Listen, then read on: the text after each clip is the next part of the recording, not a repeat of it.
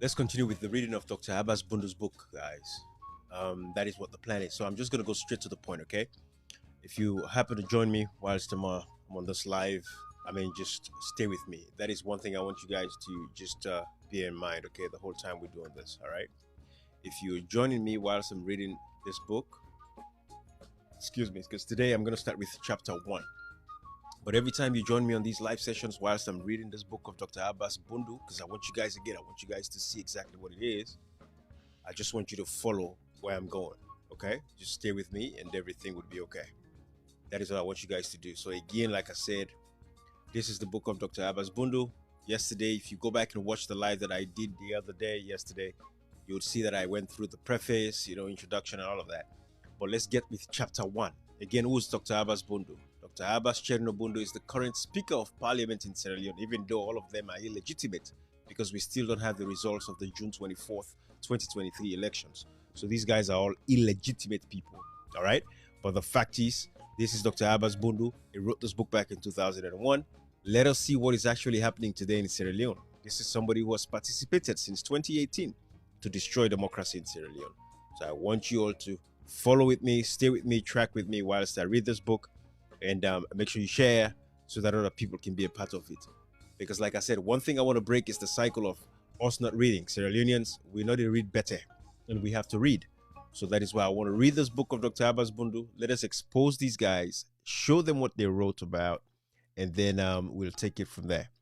But that is what is actually happening, okay? So thank you for joining me. Again, I'm going to start reading. Again, this is chapter 1 of Dr. Abass Bundu's book, Democracy, by Force. Again, Democracy by Force. It's his book. And we have a moral responsibility to ensure that we show these guys what they've written in the past and see if he lived up to it. But this is a man who saw since 2018 to today the bastardization of democracy in Sierra Leone. And he knows about it. He wrote about it. So let's expose him for a little bit, okay? That is what I want to do. So let's start the reading. I'm not going to stop. If you're just joining me, stay with me and let's read this book together. I'm going to be reading every chapter of this book until it's completed. This is a series that I plan on doing. There's a lot of other things I could talk about, but I want to read this book with you all, Sierra Leoneans, so you can see what Dr. Abass Bundu said and what he has done since 2018, all right? And you guys will be the judge. But what we have to do as citizens, it is our responsibility to call out these guys for what they've done to our democracy in Sierra Leone and expose them. And that is what I intend to do, okay? All right, so now, let's start. Democracy prior to 1967. Sierra Leone gained independence from Britain on April 27th, 1961, with a Westminster-style parliamentary democracy. The Queen was retained as head of state, represented by a Governor-General. The first Prime Minister was Sir Milton Magai, a Mende by tribe, and the first provincial man to qualify as a medical doctor. He died on April 28, 1964, and was succeeded by his half-brother, Albert Magai. In the pre-independence multi-party elections of 1951 and 1957, the Sierra Leone People's Party SLPP, led by Sir Milton, predominated. Then it was hailed as pan-ethnic with membership drawn from across the ethnic and regional divides. However, it failed to build a grassroots base. Instead, like the erstwhile colonial administration, it relied almost entirely on the patronage of traditional rulers, the paramount chiefs, who became its rural backbone. This gave it an elitist outlook, and to this day, nothing much has changed. That is, as of 2001, when he was writing this book, and up until this day, it has not changed, right? In the election of 1957, the SLPP won 25 out of the 39 ordinary seats in the House of Representatives, joined by 12 paramount chiefs, representing the 12 administrative districts into which the country had been divided, who by convention defer to the majority party in parliament. Excuse me. And 8 victorious independent candidates. The SLPP's tally swelled to 45 seats in the 51-member House of the self-governing colony of Sierra Leone. Imagine, this was 1957. 45 seats are in the 51-member House of the self-governing colony of Sierra Leone. With Sir Milton's admirable qualities and leadership skills, only few could have been in any doubt about his ability to win the first post-independence election of 1962 with 28 seats. The surprise was the performance of the All People's Congress Party, APC. After only a year in existence, it won 4 out of 6 contested seats in the Freetown municipal elections in November 1961. It repeated this remarkable performance less than a year later in the general elections of 1962, when it won 20 as against 28 seats for the incumbent SLPP government. It had contested 32 of the 62 seats and won 16. The Sierra Leone Progressive Independent Movement, SLPIM, led by Chief Tambain Briwa, won all 4 seats in Kono district and immediately allied itself with the APC, a natural alliance that has survived through the decades. All the 14 successful independent candidates and the 12 paramount chiefs pledged their allegiance to the SLPP to give it an absolute majority in parliament. Shaka Stevens, along with 16 loyalists, had founded the elections before independence movement on July 9, 1960.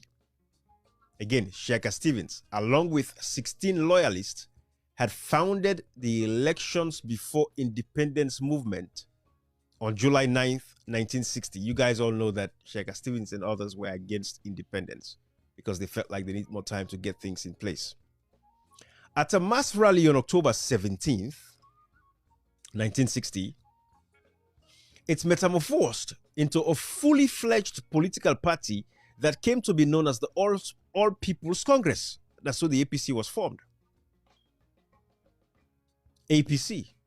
Its platform was stridently proletarian and populist, in contrast to the more conservative and elitist outlook of the SLPP. So it's for everybody, basically.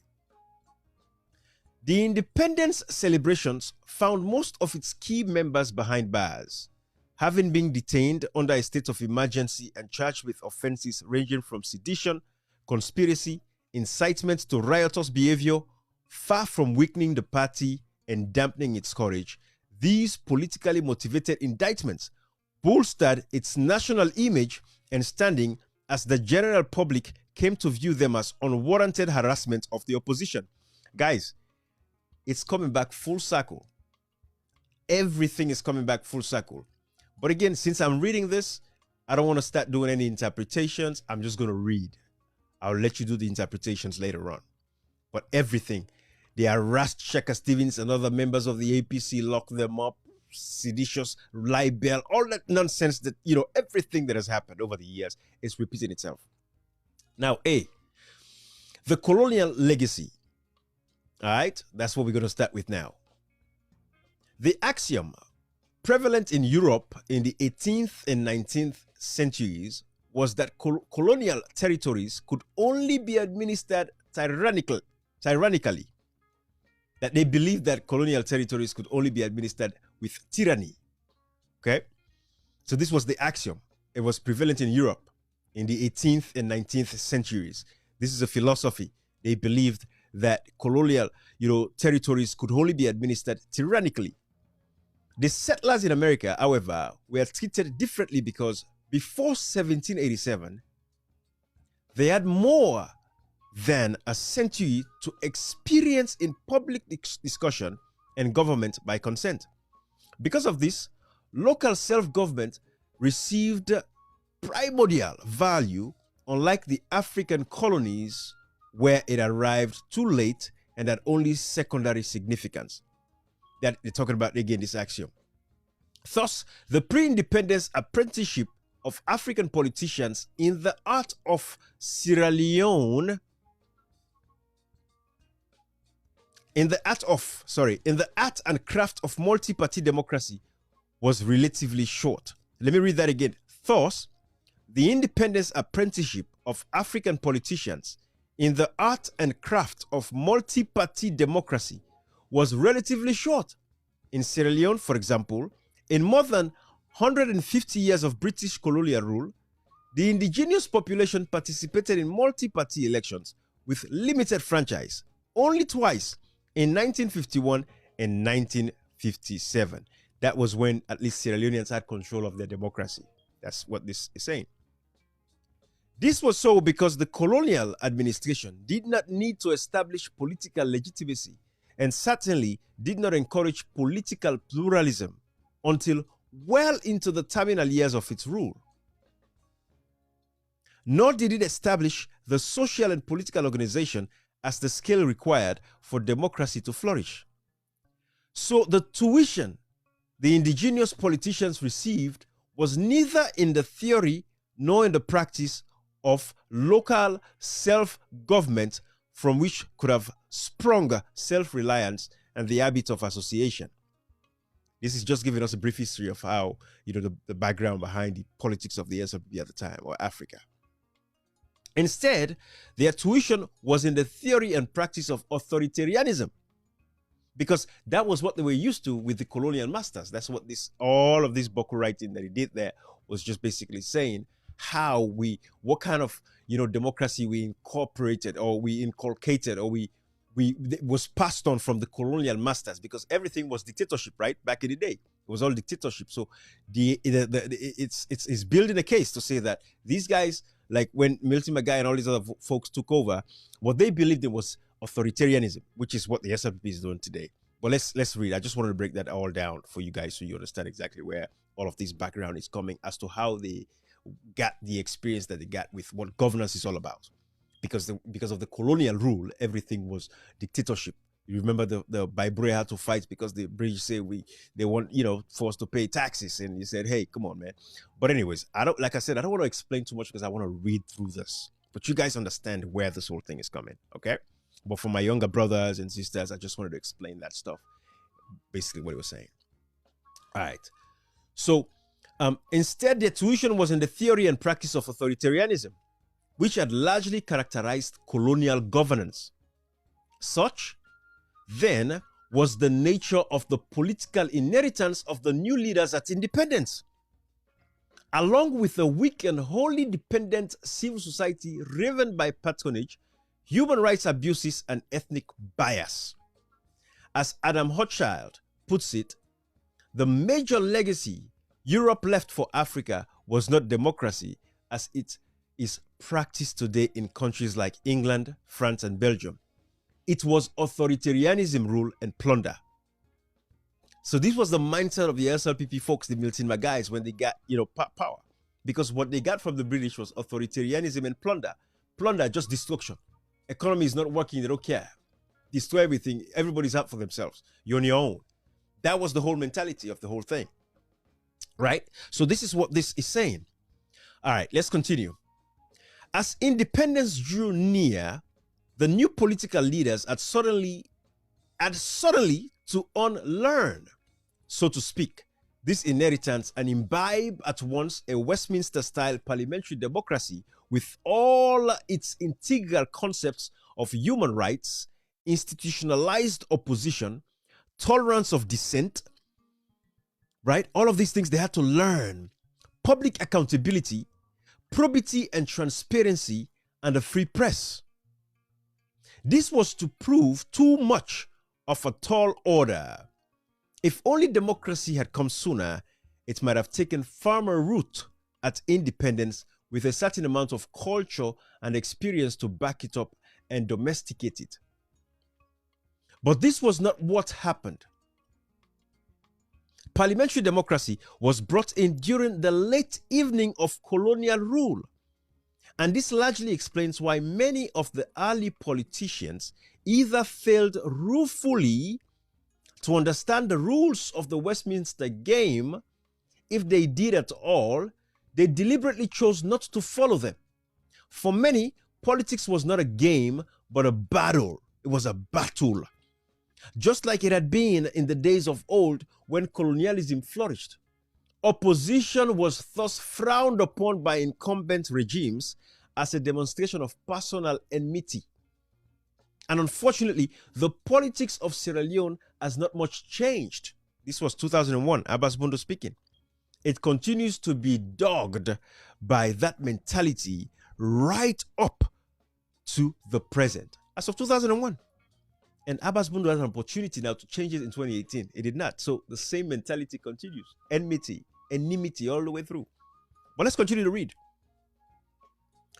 But colonial authoritarianism was not the only legacy bequeathed to the African politician that basically passed on. As Roger Tangri has observed, even during the colonial period, most notably in territories such as the Gold Coast and Nigeria, politics was regarded by many as a commercial venture in its own right. Public office was viewed as facilitating private gain. William Foltz agrees. In addition to satisfying individual or psychic needs, he said political office provided a school teacher or clerk with his only likely opportunity for personal financial advancement. Again, let me read this side. This was him quoting William Foltz. In addition to satisfying individual or psychic needs, he said, political office provided a school teacher or clerk with his only likely opportunity for personal financial advancement. That means it's to this day. They don't pay teachers well and all of that stuff, right? Everybody wants to get into politics. That is Africa. That is Sierra Leone too, because it is the only way you can survive. That is why they don't come with jobs or nothing. So this has been going on since then. What did Abass Bundu do to change it? Nothing. Matter of fact, it compounded the problem and destroyed Sierra Leone's democracy. But this is his writing. These guys know what they're doing. And that is why I say it is important for us to read this book, and I intend to read this book all the way to the end before I start my next sessions of classes. So a successful candidate, let's continue, for parliament would easily quintuple his salary and would have access to means for taking care of his extended family's needs and desires. What do you see? He's the Speaker of Parliament today. He knows. It says a successful candidate for parliament would easily quintuple. A successful candidate for parliament would easily quintuple his salary and would have access to means for taking care of his extended family's needs and desires. That is what is happening today. Like most successful politicians anywhere, these men were truly hungry for office. That the Milton Magais and others back in 1950s and so. Sierra Leone can easily be added to the list.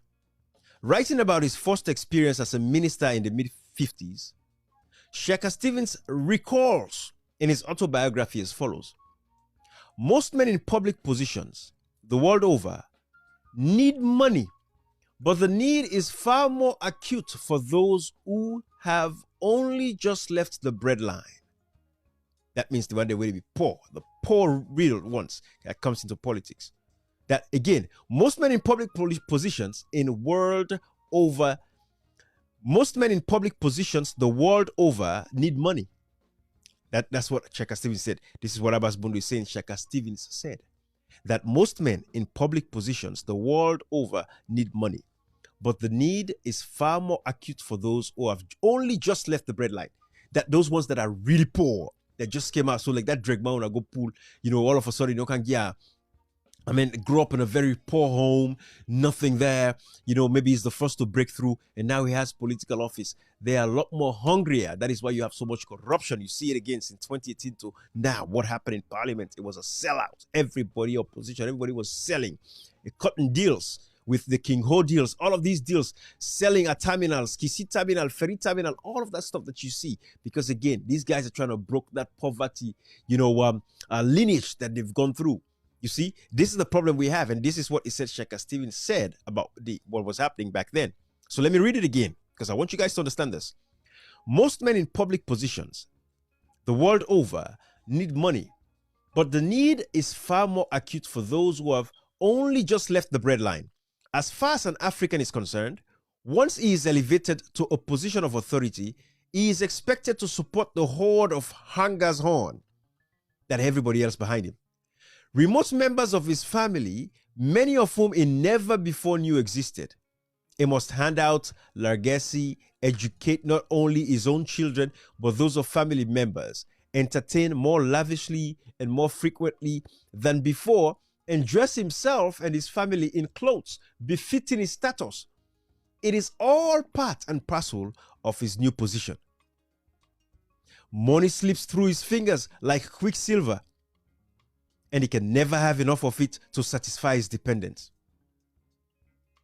When it can be had so easily, when all that is required of him is his influence in tipping the scales in the award of a contract or maneuvering some other proposition in favor of the donor, the temptation is enormous, and it seems foolish to him to refuse such an offer.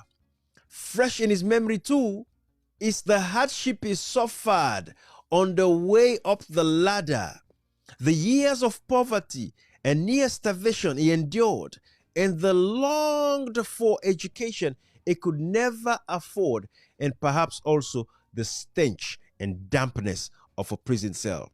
With plenty of money in the bank, at least, his own children would be spared such deprivation. The new political elite had seen how the colonial masters had acquired personal wealth, prestige, and power for themselves, and how lavishly they have lived their lives. They were just waiting in the wings to step right into their shoes, for a taste for luxury had led them into preoccupations with wealth and its prerequisites. And its perquisites: consumption, display, and pleasure. Again, this goes to the neocolonialism. If you guys hear about neocolonialism, of course, you know, when we had colonial masters back then, and then the blacks that took over. So the Milton guys were the neocolonialists, because again, all of these guys in power now, the SLPP, the APC, those in parliament, they are all neocolonialists, because they're just doing the same thing the colonial masters did. They've not changed the lives of our people. I promise you, if the Brits were still in charge of Sierra Leone, we would have been better off than we are today. But these guys, of course, they don't care. But that is the neocolonialism that you hear people talk about. That's what is actually happening. So now let's go. Post-colonial politics that, you know, after we got independence, right? Let's see how the politics has played out. Again, this is Dr. Abass Bundu's book. That's why I'm reading this book, because I want us all to be a part of this. I want you guys to see these guys for who they are. Abass Bundu knew about all the challenges that Sierra Leone went through, pre-independence, post-independence, and all of that. But he participated in a democracy that has been destroyed today.